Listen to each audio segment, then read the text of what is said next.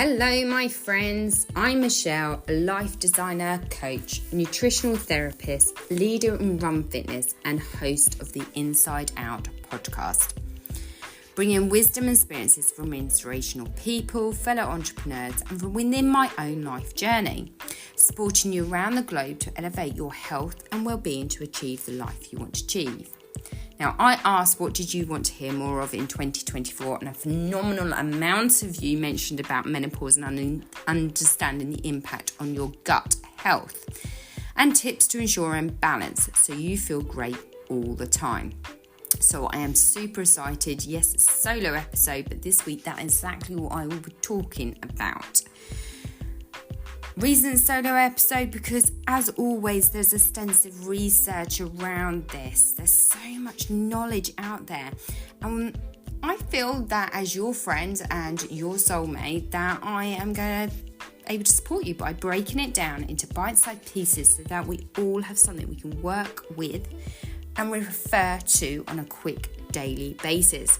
Because let's face it, we're all going to be starting off 2024 with busyness of work, motherhood, hobbies, goals, and you're not perhaps going to take too much time out for self-care and researching this yourself. So being the start of the new year, it's a great time for us to reflect and make small changes to ensure we're elevating our health and well-being. And that is exactly what we are going to do today. But before I start on cracking with the knowledge and the research that I found, I'm going to share with you that this area of gut health has been of immense interest and months of research for me. And that's not just because of your request. This is due to my youngest son, Sam. Now, Sam, he was diagnosed with pyrrole disorder. And for those that are saying, well, what is pyrrole disorder?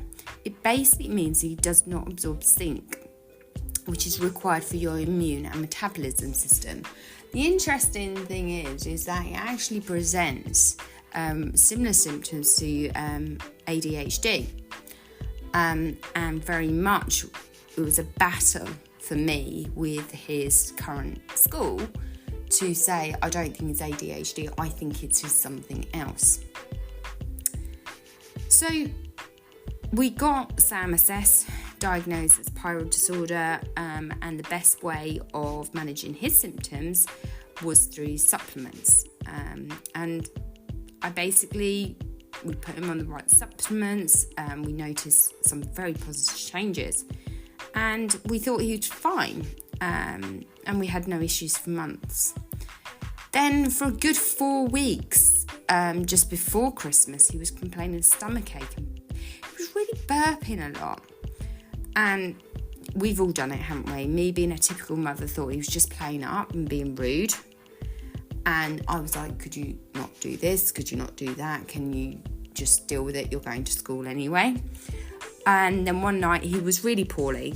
To me, as a mother, he was showing signs of appendicitis. He got stomach cramps. He was burping. It was just awful and painful for a mother to watch. So I called the Urgent Care Centre for some help, which is a facility that we have in the UK. And what we actually found out, that he was actually suffering from what's known as metal toxicity in his stomach. How he managed to get to the state, we still don't know. And we are working with teams of specialists to get some tests and results and try to piece the journey together. But what really did happen was the fact that he'd got metastaticity in his stomach, the impact of children, school taking the mickey out of him because he was burping, me kind of not believing him, really impacted his confidence and mental health. And it has profoundly impacted him. So I've taken it upon myself to learn about gut health across the board for everybody, including myself. And today I am going to share that knowledge from our journey and talk about how the menopause, which is something that I'm going through, perimenopausal women and menopausal women will have and be impacted by the changes of this evolution. So when we start talking about gut and gut health, a lot of the research talks about microbiome. And the first thing is you go, what is microbiome? Essentially, it's an ecosystem that lives in, on and around your body and includes bacteria, fungi and viruses that all live in harmony to keep you in good health. So commonly when we speak about the gut, you may be thinking of or heard of rather gut flora or gut microbiome. And gut flora and microbiome are terms that are used interchangeably. So let's look at it more holistically, which is what I love doing. Why is the microbiome important for gut health? You've got these bacteria, fungi and viruses, so why is it important to your gut? Now, I don't know about you, but certainly up until I've done the research, when you hear about bacteria, fungi and viruses, my first thought is to go towards its illness, misery, pain. But lo and behold, through the research, some of the bacteria, fungi and viruses work to keep us healthy. And these ones are the ones that mainly live in the gut. And what their role is to break down the fibre into easy to digest nutrients, to help process vitamin K and folic acid, which supports blood clotting and regulate our immune systems. Now, research is continuing in this area, so the more we learn, the more benefits will be revealed. But just taking my son and his microbiome were not working together and resulting in an unhealthy body, and to a certain degree, unhealthy emotions, we will find out today what we need to know to do and be healthy, as this gut microbiome is an essential system that is required, that needs love and attention from yourself. So why is gut health important specifically at menopause? Menopause is when our body experiences evolution and changes in the type and amount of hormones it produces. But this also impacts on how the microbiomes play together and hence can affect our gut biome and maintaining a healthy state. So let me just recap, before we go into why, what areas are impacted by the change in microbiome. So gut health is an essential system that we need to pay particular care and attention. It doesn't matter whether or not you're in the menopause, you're of a young age or of an older age. It is very, very much a system that needs love and attention. The gut flora work together to keep us and maintain healthy, and the way it does that is essentially breaking down the food that we eat to make sure we're getting the right nutrients to be in order to function. And when I say function, it's not just like movement, it's also, as we've come on to, about your emotions and collectively your mind, body and soul. Now, when we come into menopause, there is that change in that chemical balance, which is the hormones, and we think of hormones as chemicals. So what areas are actually impacted with changes from menopause and hence the change to the gut biome? Now, there were three main areas that came out that were really impacted by the menopause changes and the gut changes, and if not managed properly, you would see adverse effects. Now, the first area is mental health. Now, the gut microbes can impact how your brain works. So the bacteria in the gut produces chemicals known as neurotransmitters, which basically send signals to your nerve cells. And neurotransmitters are key in playing a role in regulating moods, thoughts and emotions. So if we just quickly flip back, if you're not getting the neurotransmitters into your brain and there becomes an imbalance, then certainly seen with my son, he gets agitated, he has less attention, he struggles to process. So I'm starting to think it does actually make sense that these chemicals, neurotransmitters, play an important role. So healthy microbiome within your gut is essential to maintain good mental health. Equally, research has shown it can be worked the other way around. So if you are experiencing anxiety, stress and depression, that can also impact your gut microbiome and have a further negative impact. So you've got two things when we talk about mental health. First of all, ensuring that you've got proper gut health to help get those neurotransmitters working, which helps regulate your feelings and emotions. But equally, you've got to have the same balance to be in optimal health, okay, and reducing stresses and anxieties and the feeling of overwhelm in order to be optimally in a healthy balance. So when we're talking about this subject, it's not just about the food we eat, it is also about external factors that you could manage.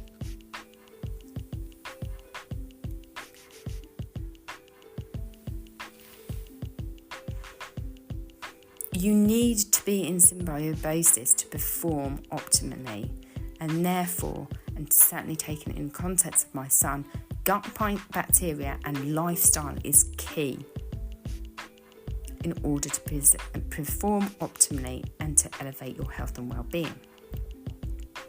So that's just one way or one area that menopause, you've got this change of hormones, change of how the gut bacteria work together, has a predominantly impact. The second area is weight gain. Now, weight gain, research has shown, is common at menopause due to a combination of factors such as hormonal changes and inconsistent exercise. But research is now studying a possible link between menopausal changes to the gut biome and weight gain. However, there's no conclusive evidence that these changes increase body fat and slow metabolism. So, when we talk about the menopause and we talk about weight gain, it's very controversial because there is a number of things you can do that can help change your body composition. So, whilst there's no conclusive evidence that the changes increases body fat and slow metabolism, I would say it's a key consideration that we ensure our microbiome and our gut microbiome is at optimal.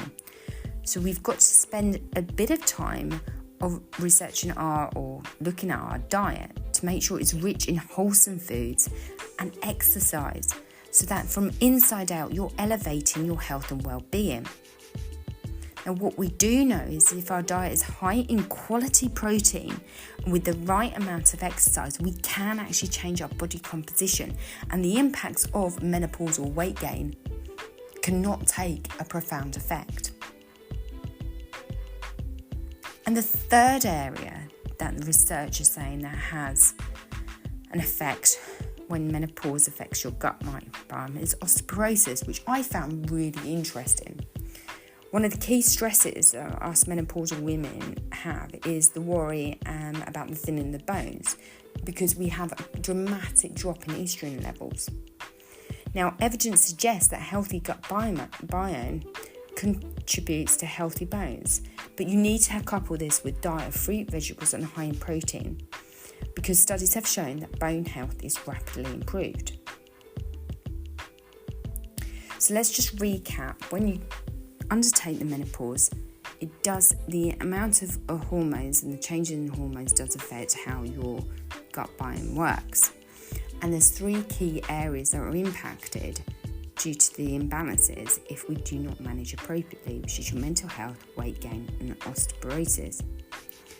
But in summary, when you review the evidence, whether you're suffering from menopause or a youngster like my son, having a healthy gut biome enables you to have a healthy mind, increased levels of energy and a great sense of well-being, and able to live a fulfilled life. So, I don't know about you, but it did get me more interested in understanding what do we actually need to build a healthy microbiome? Because whichever way you're looking at the research and the evidence available, having a healthy gut microbiome is a no-brainer. So So there's 3 areas, which was intake of probiotics. And this is very much a probiotics helpful bacteria and is usually found in yogurt, cheeses like mozzarella, cottage cheese and kimchi.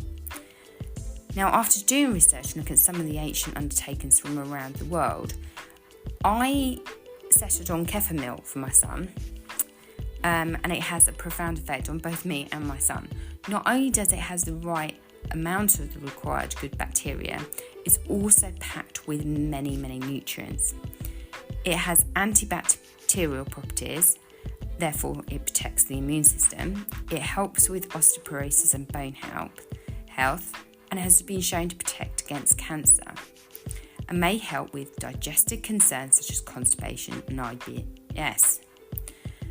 So whether or not you are a breakfast person, a brunch person, I strongly would say one of my recommendations is have a glass of kefir milk in the morning. It holds many benefits and certainly has helped my son settle and his symptoms.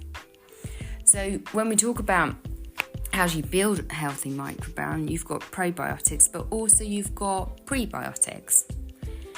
And what does that mean? It means including foodstuffs which nourish your gut microbiome, and usually includes hard to digest fibre to stimulate the growth of healthy bacteria. So what's included in prebiotics? Food items include oats and barley, bananas, apples and berries, artichoke, asparagus, onions, leek and garlic. The long and short of it, there is a whole host of fruit and vegetables that can support you and your gut health, and from the amount of research that I've done, the much benefit it holds following a Mediterranean diet. The third area in order to help you increase a healthy gut microbiome is exercise, would you believe it or not. When we exercise, we allow more oxygen to reach our brain and bloodstream, and it heats up our core body temperature. But this allows the microbiome to flourish and grow. So when we say you're suffering from menopause, you're going to get changes in hormones. It impacts how your microbiome works. What can we actually do about improving this? We're looking at the area of probiotics, prebiotics and exercise. 3 very simple areas that can be slight changes to your diet and lifestyle can have huge amounts of benefits. So what is my overall conclusion? Menopause can impact your gut health, and this will impact your mental health, can contribute to weight gain and impact the thinning of the bones. However, gut health is important for everyone and their well-being, regardless of the age, as we go through changes, as we evolve and grow. And equally, as we all know, the environment can impact how our body responds and our wellness. So if your goal for 2024 is looking to ensure you're in optimal condition, energized, have clear, focused mind, great general mental health, and your body can serve you for anything you wish to achieve, then as I've always shared, review yourself holistically. All the studies have come back to these main areas. 1, a diet full of wholesome food, fruit, vegetables that's high in protein and that supports your gut microbiome and limits processed and ultra-processed food. Do some form of exercise and try and include strength training. The duration can be as little as 5 minutes, but just move your body. Whether or not you're dancing around your living room, you're going out for a walk, a run, a cycle, doing a bit of yoga, get the heart rate up and stimulate those endorphins and raise your core body temperature to make sure that the gut biome flourishes. And the third area is connect with yourself, your heart and nature, which can be achieved through many ways: meditation, visualization, or even just first thing standing outside your back door. I've even found that when I'm in the drumbeat of work and challenges, I have now been taking out 5 minutes to just go and reset. just to sit in silence and contemplate. Because quite frankly, what's the worst that's going to happen if you just step away from either being a mum, a teacher, a professional, a project manager, an entrepreneur, by just stepping away for 5 minutes, just connecting back in with your heart, your breath, the systems that serve you daily? Nothing major. It really won't. So just to recap, gut health is an extremely important system. When you undertake the menopause, there is changes in the hormone and how the gut works. And today you can take some very simple steps, to improve your gut health. Doesn't mean to say that you can't have the odd treat or two and it has to be so rigid. This is lifestyle changes. This is mind, body and soul changes. So focus on your diet. What can we change? Focus on finding an exercise that works for you and your lifestyle. And then just be kind to yourself. Connect with your heart. Breathe. Become grounded and always live in the present moment. Just by doing these few simple things, I can assure you, you will elevate your health and well-being and continue to be able to live the 2024 journey how you wish to live it. So my friends, I hope you've enjoyed our discussion on gut health. If you've liked this episode, be sure to subscribe to the show, share and follow me on social media. Do come back with any comments and feedback. And as always, I thank you for listening. I'm grateful we have connected. And remember, elevate your health, your well-being to achieve the life you want to achieve.